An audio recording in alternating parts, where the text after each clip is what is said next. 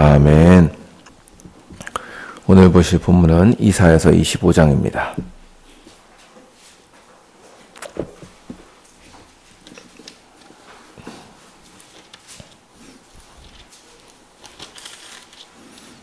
이사야서 55장 6절부터 9절까지를 보시겠습니다.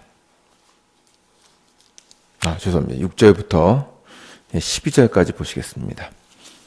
25장 6절부터 끝절까지입니다. 한 절씩 교독하도록 하겠습니다. 제가 먼저 6절 읽겠습니다. 만군의 여호와께서 이 산에서 만민을 위하여 기름진 것과 오래 저장하였던 포도주로 연회를 베푸시리니 곧 골수가 가득한 기름진 것과 오래 저장하였던 맑은 포도주로 하실 것이며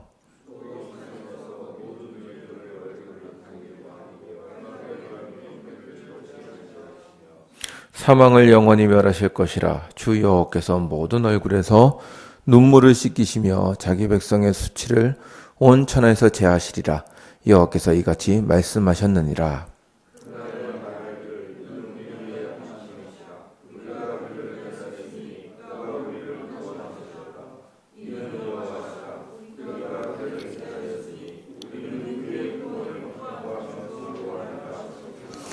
여호와의 손이 이 산에 나타나시리니 모압이 거름물 속에서 초계가 밟힘같이 자기 처소에서 밟힐 것인즉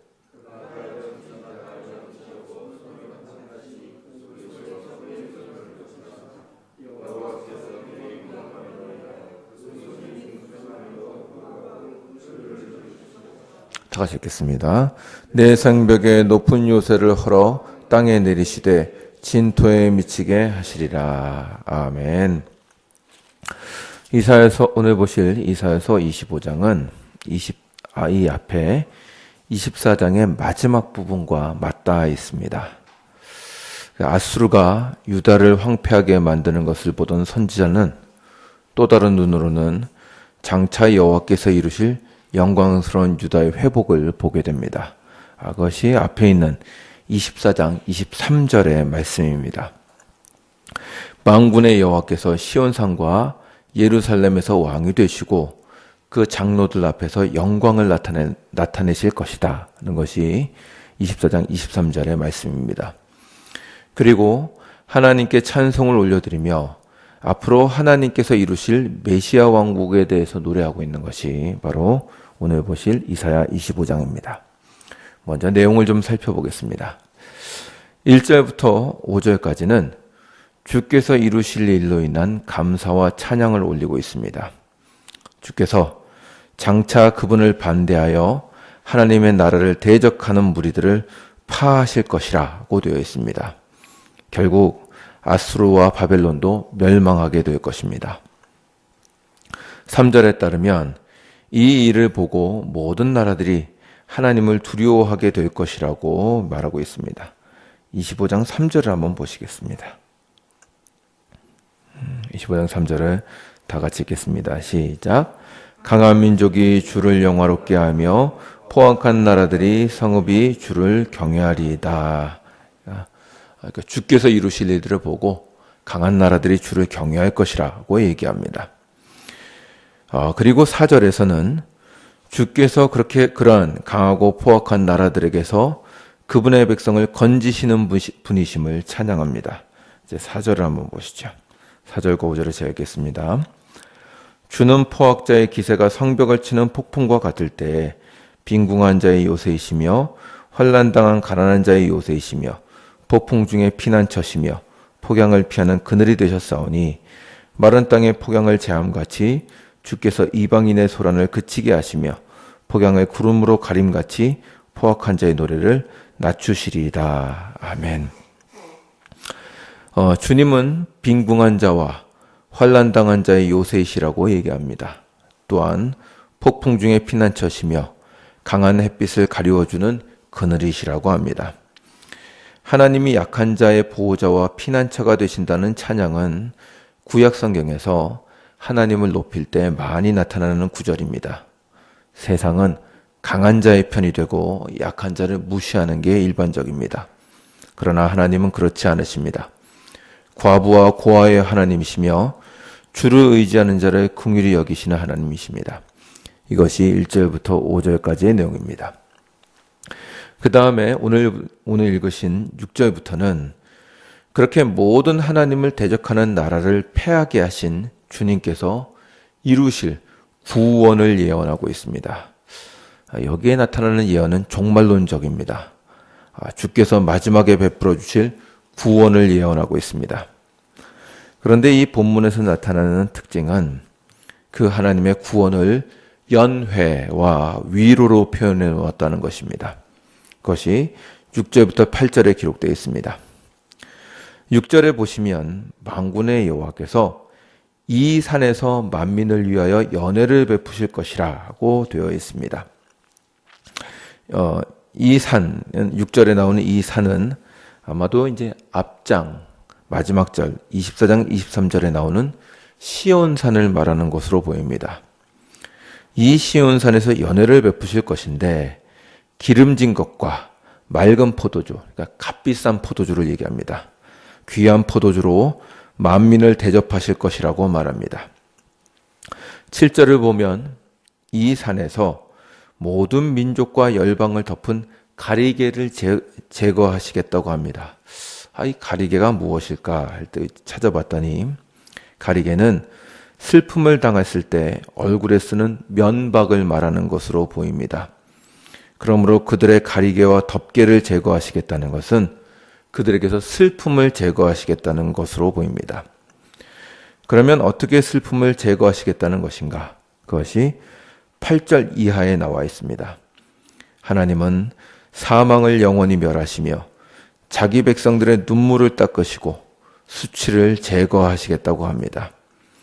이것이 바로 하나님께서 자기 백성을 구원하시며 슬픔을 제거하신다는 구절입니다. 이로 인해서 유다는 하나님의 구원을 기뻐하며 찬양할 것입니다. 이제 그 다음에 나오는 구절을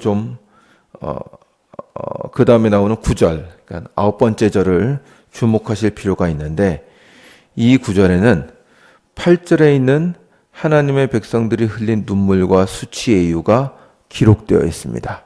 이거 이제 조금 이따가 한 번 더 자세히 살펴보도록 하겠습니다.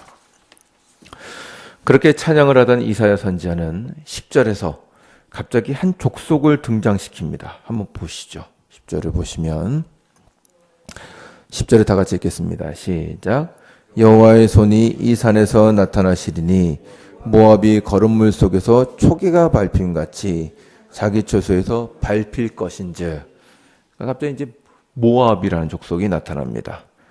그래서 10절부터 12절까지는 이 모압이 밟힐 것이며 하나님께서 그를 무너뜨리실 것이라고 말씀하십니다. 왜 하나님은 자기 백성들에게는 긍휼과 회복을 내리시면서 모압에게는 멸망을 내리시는 것일까요? 주석을 보면 모압은 유다와 지리적으로 가까이 있으면서 유다와 원한 관계였다고 합니다. 그러나 오늘 읽은 본문은 단순히 정치적이고 외교적인 이유가 아니라 모압이 심판을 당해야 되는 또 다른 내적인 이유를 대고 있습니다. 그것이 11절에 기록되어 있는데 11절 하반절에 이렇게 기록되어 있습니다. 여호와께서 그의 교만으로 인하여 그 손이 능숙함에도 불구하고 그를 누르실 것이라. 바로 그들의 교만 때문이라 하는 것입니다. 이 모압은 그 당시에 있었던 실제의 모압 민족뿐만 아니라 후대에 나타나게 될 교만하여 하나님을 떠나게 될 모든 나라들을 상징한다고 합니다. 그들은 하나님께 심판을 받을 것인데 교만하기 때문입니다. 이것이 25장의 내용입니다. 오늘 보시는 본문에서 중요한 주제는 하나님 나라인 유다의 회복과 모압의 멸망인데 이 둘 사이에는 어떤 대조가 있는 것을 보실 수 있습니다.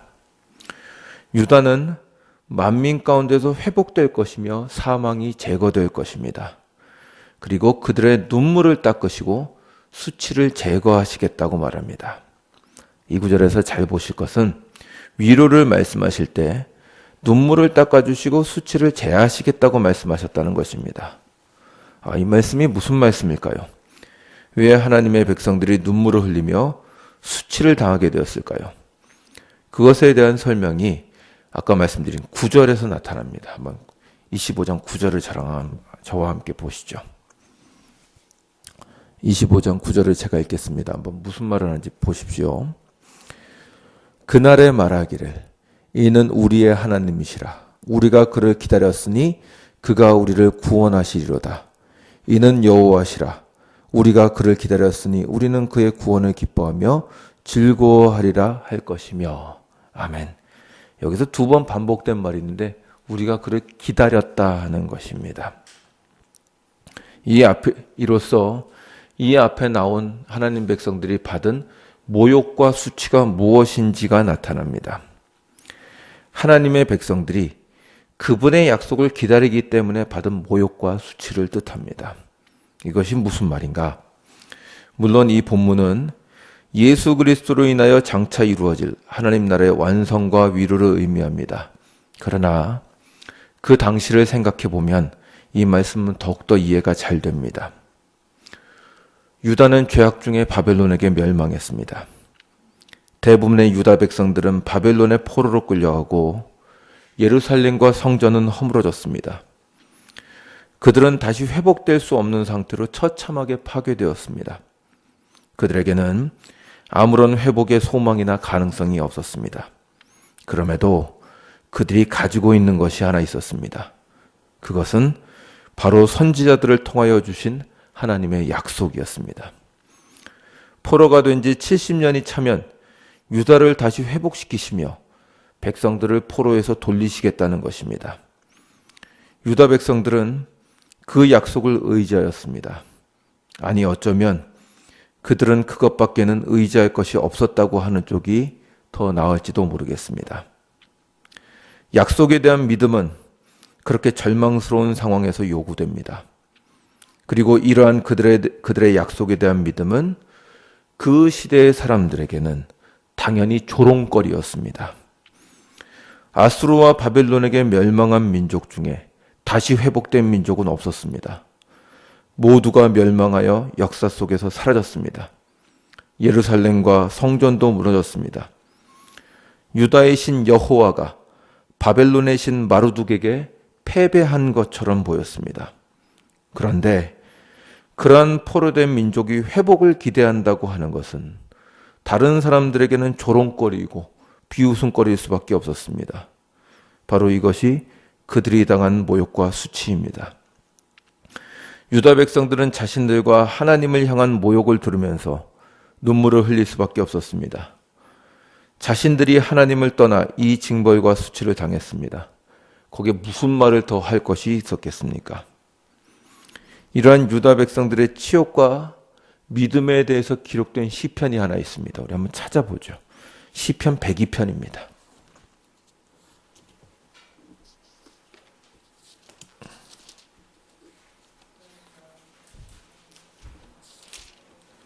시편 102편 5절부터 9절까지입니다.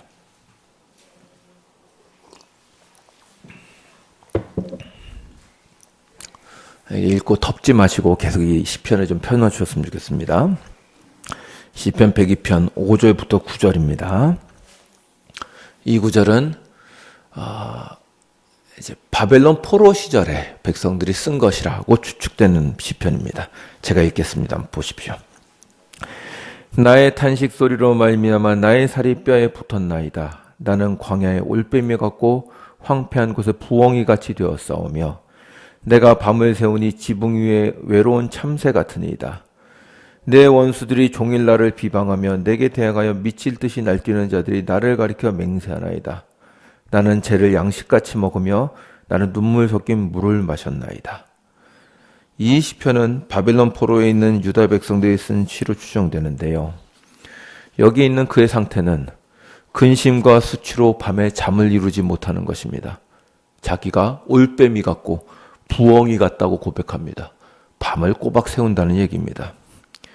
그리고 원수들이 자신을 비방하며 자신들의 이름으로 저주한다고 말합니다. 그러니까 여기 8절에 보시면 나를 가리켜 맹세하나이다 이렇게 되어 있는데 그걸 다른 번역의 성경을 보면 나의 이름으로 그들이 저주를 합니다. 이런 말입니다. 이게 무슨 말이냐? 그들의 부모가 자녀를 꾸짖으면서 이렇게 말하는 것입니다. 너 그렇게 살다가는 저 유다 백성들처럼 된다. 너 그렇게 하다가는 저 포로로 깔려온 저들처럼 된다. 잘 살아라. 이런 조롱거리가 된다는 것입니다. 그러나 이러한 상황 속에서도 유다 백성들은 하나님의 약속을 의지하여 회복되리라는 소망을 버리지 않았습니다. 그것이 12절부터 13절까지 기록되어 있습니다. 한번 보시죠. 시편 102편 12절부터 13절입니다. 제가 읽겠습니다. 여호와여, 주는 영원히 계시고 주에 대한 기억은 대대에 이르리이다. 주께서 일어나사 시온을 긍휼히 여기시리니 지금은 그에게 은혜를 베푸실 때라. 정한 기한이 다가오미니이다. 아멘. 하나님께서 예루살렘을 재건하신다고 하신 그날이 다가옵니다. 라고 고백하는 것입니다. 그리고 이 약속으로 자신을 붙잡고 있는 것입니다. 결국 하나님은 기적을 일으키셨습니다. 그 무너지지 않을 것이라고 보였던 바벨론이 멸망하고 페르시아의 왕 고레스가 유다 백성들은 돌아가 예루살렘을 재건하라는 칙령을 내립니다. 하나님께서 그들의 눈물과 수치를 씻으셨습니다. 그들이 의지하는 하나님은 살아계시며 그 약속은 영원하다는 것을 삶으로 보여준 것입니다. 이것이 그들의 승리였으며 하나님의 언약의 승리였습니다. 이것은 그 당시에 사는 유다 백성들뿐만 아니라 지금의 성도들에게도 동일합니다.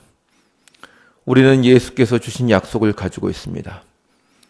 그 약속은 예수께서 세우신 그분의 나라와 성도들을 완전하게 하시며 거룩하게 하신다는 약속입니다. 세상 사람들은 우리에게 묻습니다. 도대체 그 일이 언제 이루어진다는 것이냐? 그럼 우린 대답하죠. 우리의 구원주이신 예수께서 다시 오시고 그때 세상이 새롭게 될 것이다. 그러면 그들은 기가 막히다는 표정으로 우리를 조롱합니다. 그럴 수밖에 없습니다. 세상이 이렇게 잘 되고 있는데 무슨 예수가 다시 온다는 말입니까?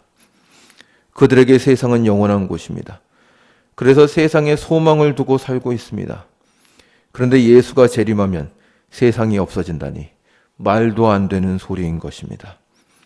거기다가 우리가 몸담고 있는 우리 자신과 교회와 우리 사회는 마치 바벨론 포로와 같이 외적으로는 영광스럽지 못한 상태로 보입니다. 그렇게 성도의 신앙은 종종 조롱받습니다.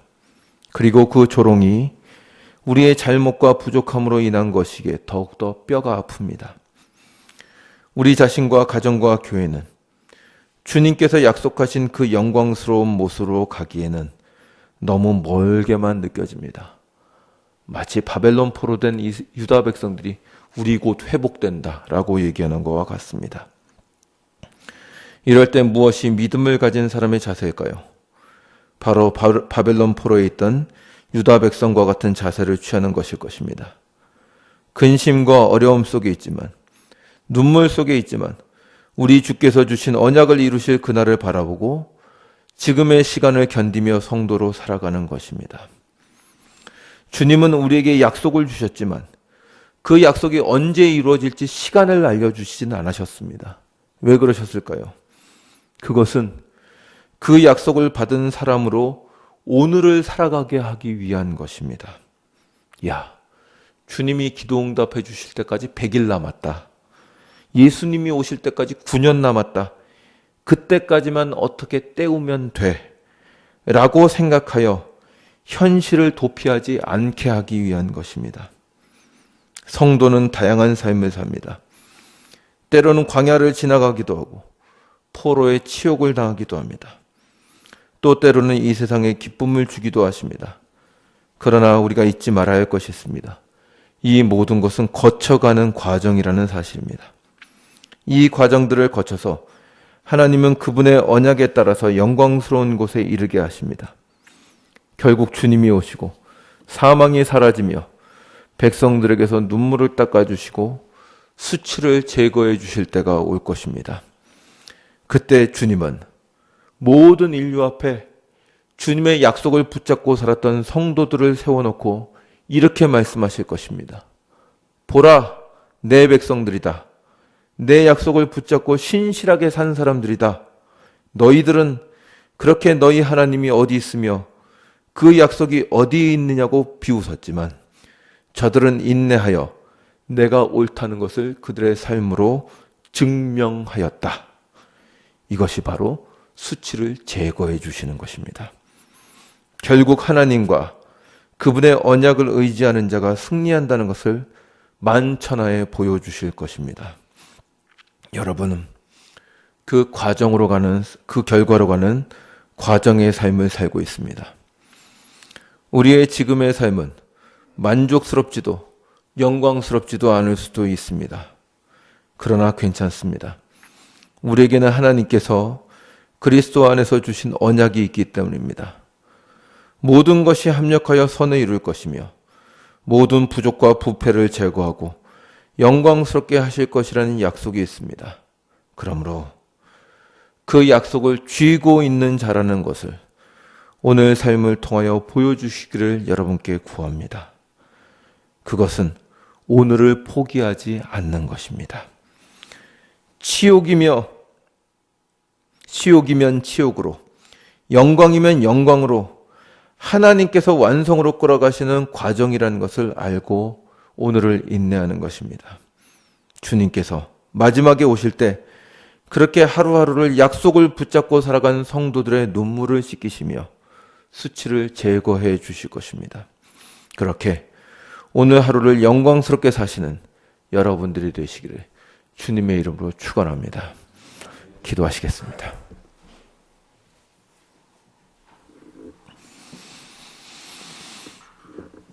주님,